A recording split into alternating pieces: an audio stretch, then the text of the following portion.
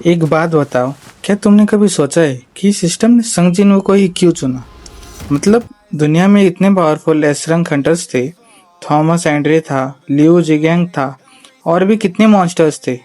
फिर भी सिस्टम ने सबको इग्नोर करके एक ई रैंक हंटर को प्लेयर क्यों बनाया? क्या ये सिर्फ लक था या फिर इसके पीछे कोई ऐसा रीज़न था जो हम सब मिस कर देते हैं?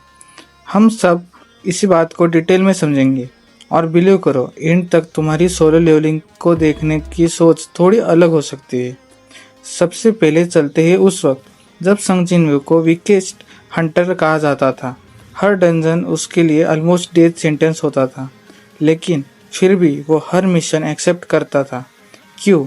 अपनी माँ के ट्रीटमेंट के लिए, अपनी छोटी बहन के फ्यूचर के लिए। उसके पास पावर नहीं थी, लेकिन रीज़न बहुत स्ट्रांग था। फिर आया डबल डंजन और वहीं से सब कुछ बदल गया। अब यहाँ से स्टोरी इंटरेस्टिंग हो जाती है। सब लोग कहते हैं कि जिन्वू लकी था, लेकिन अगर थोड़ा लॉजिकली सोचो, क्या सिस्टम के पास और कोई ऑप्शन नहीं था? बिल्कुल था। उस वक्त दुनिया में ऐसे हंटर्स थे जो जिन्वू से 1000 गुना ज़्यादा पावरफुल थे। अगर सिस्टम का गोल सिर्फ स्ट्रॉन्गेस्ट हंटर बनाना था तो वो किसी भी एस रैंक को चूज कर सकता था, लेकिन उसने ऐसा नहीं किया। और मेरे हिसाब से यही सबसे बड़ा क्लू छुपा हुआ है। सिस्टम को सिर्फ स्ट्रेंथ नहीं चाहिए थी, उसे पोटेंशियल चाहिए था। सोचो, एक इंसान ऑलरेडी पीक पर पहुंच चुका है और दूसरा अभी जीरो पर खड़ा है। अगर तुम्हें किसी को अपने हिसाब से ट्रेन करना हो तो तुम किसे चूज करोगे?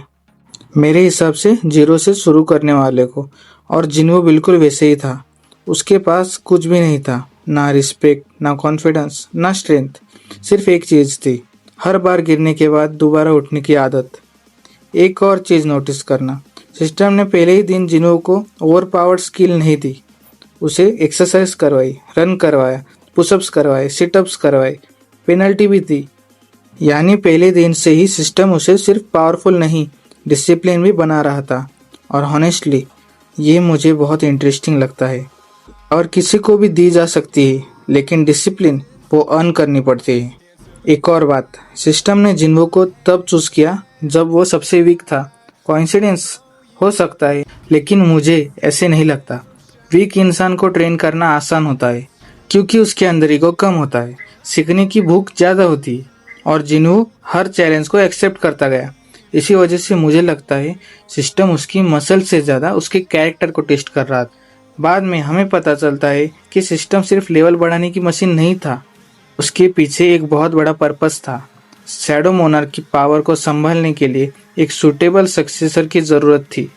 लेकिन इतनी बड़ी पावर किसी नॉर्मल इंसान को एक साथ मिल जाती तो शायद वो उसे सर्वाइव नहीं कर पाता।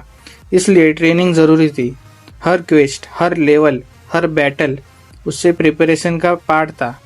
और जिन्हों धीरे धीरे उस रिस्पॉन्सिबिलिटी के लायक बनता है। अब यहाँ मेरी पर्सनल थियरी शुरू होती है। मुझे लगता है जिन्हों को सिर्फ इसलिए चूज नहीं किया गया क्योंकि वो वीक था, और सिर्फ इसलिए भी नहीं कि वो हार्ड वर्किंग था, बल्कि इसलिए क्योंकि वो पावर मिलने के बाद भी अपनी ह्यूमैनिटी नहीं भूलता। पावर किसी को भी बदल सकती है, लेकिन जिन्हों हर स्टेज पर अपने डिसीजन खुद लेता रहा, और शायद इसी वजह से वो परफेक्ट कैंडिडेट बना। तो मेरे हिसाब से सिस्टम ने संग जिन्हों को रेंडमली चूज नहीं किया। उसने एक ऐसे इंसान को चूज किया जिसके अंदर इम्प्रूव करने की भूख थी, डिसिप्लिन था और प्रेशर के सामने टूटने की बजाय और स्ट्रांग होने की आदत थी। वैसे मैं तुम्हारी ओपिनियन भी जानना चाहता हूँ। अगर सिस्टम किसी एस रैंक हंटर को चूज करता तो क्या वो जिन्हो से भी स्ट्रांगर बन सकता था, या फिर जिन्हो ही हमेशा परफेक्ट चॉइस था? कमेंट करके ज़रूर बताना। अगर तुम्हें मेरी वीडियो पसंद आती है तो चैनल को सब्सक्राइब करना मत भूलना। मिलते हैं नेक्स्ट वीडियो में।